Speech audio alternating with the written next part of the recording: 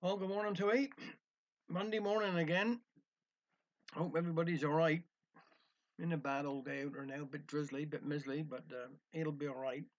I just want to say thank you to all those yesterday down at Galway. We had a Cornish service down there yesterday, and it was really great. I just want to thank all those that participated and also that organised it. Also, well done to Galway Church.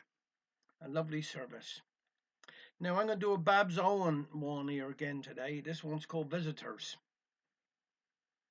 Hello, hello, that you, Teresa? My God, 'tis some cold, yo, going again.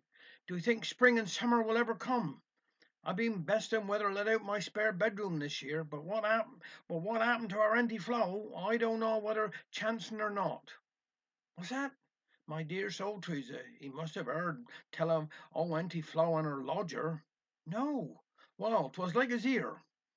Auntie Flo and Willie decided to take in visitors. Willie did up the spare room, peppered and some pretty he did, with big purply greeny flowers, and Andy Flo put a purply bedspread on, and he looked handsome. First lodger was a woman from up London way, booked for a month and paid in advance. Auntie Flo was made up. Day come for the woman to arrive. Willie took the car down the station to meet her. He was gone some long time, and Auntie Flo, knowing her Willie, began wondering if he'd forgotten where the railway station was. Last he come back carrying two cases, but without the lodger. Seems she got a girt dog with her, and this dog didn't take kindly to either Willie or his car, so she and the dog had to walk up the hill. But that wasn't half of it, for when Missus arrived at last and Auntie Flo showed her the room, she said she couldn't no way sleep in there 'cause the wallpaper wasn't sympathetical to her. Was there another room she could have? And before Aunt Flo could say a word, she opened the door to her own bedroom. "Oh, this will do nicely," she said, "if you turn the bed round so I can see out a bit out of the window." Seeing how she'd paid in advance, Auntie Flo didn't know what to do. Finish up. While the other woman and her dog was having a cup of tea downstairs, Aunt Flo and Willie was switching rooms.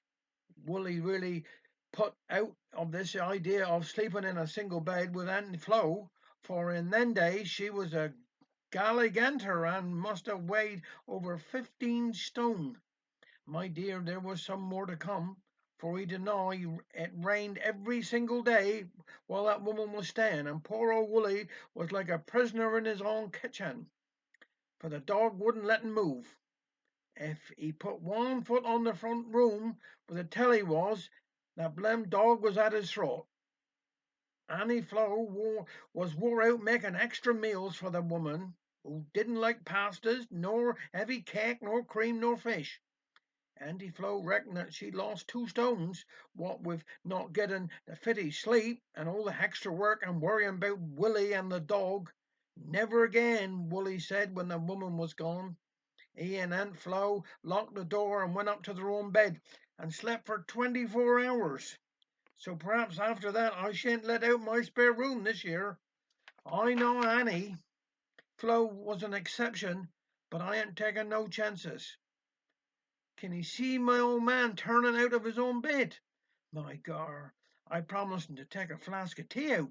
He's on his allotment planting tatters. He'll be froze stiff like a scary craw. See again.